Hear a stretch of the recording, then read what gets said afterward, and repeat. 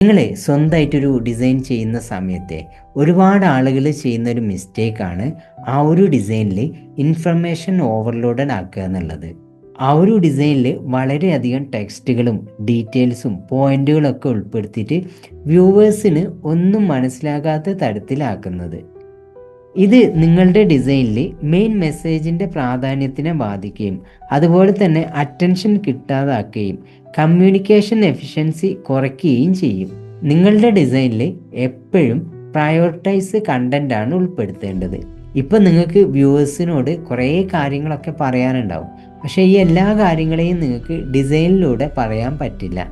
അതിലെ ഇമ്പോർട്ടൻ്റ് ആയിട്ടുള്ള കാര്യങ്ങളെ മാത്രം എടുത്ത് വ്യൂവേഴ്സിന് നിങ്ങളുമായിട്ട് ഒരു ഇമോഷണൽ കണക്ഷൻസ് ഉണ്ടാവുന്ന തരത്തിലാണ് നിങ്ങൾ അതിനെ ഡിസൈനാക്കി മാറ്റേണ്ടത്. നിങ്ങളുടെ ഡിസൈന് കാണുന്ന ഓഡിയൻസ് ഒരു ആക്ഷനാണ് എടുക്കേണ്ടത്. അത്തരത്തിലൊരു ആക്ഷൻ അവരുടെ ഭാഗത്തു നിന്ന് ഉണ്ടാകുമ്പോഴാണ് നിങ്ങൾക്ക് അവരുമായിട്ട് ഒരു ഡയറക്റ്റ് ഇൻട്രാക്ഷൻ സാധ്യമാവുന്നത്. ഇവിടെ നിങ്ങൾ ആ ഒരു കീ മെസ്സേജിനെ മാത്രം ഉൾപ്പെടുത്തുക, അതായത് ഒരു ടൈറ്റിൽ, ഒരു സബ് ടൈറ്റിൽ, പിന്നെ ഒരു 1 ലൈൻ CTA ബട്ടൺ. അപ്പോൾ നിങ്ങൾ അടുത്ത പ്രാവശ്യം ഒരു ഡിസൈൻ ചെയ്യുന്ന സമയത്ത് ആ ഒരു ഡിസൈന് നിങ്ങൾ ഓവർലോഡഡ് ആക്കാതിരിക്കുക. പിന്നെ ഈ ഒരു വീഡിയോ ഇഷ്ടപ്പെട്ടിട്ടുണ്ടെന്നാണെങ്കിൽ ലൈക്ക് ചെയ്യുക, ഷെയർ ചെയ്യുക, ഫോളോ ചെയ്ത് സപ്പോർട്ട് ചെയ്യുക.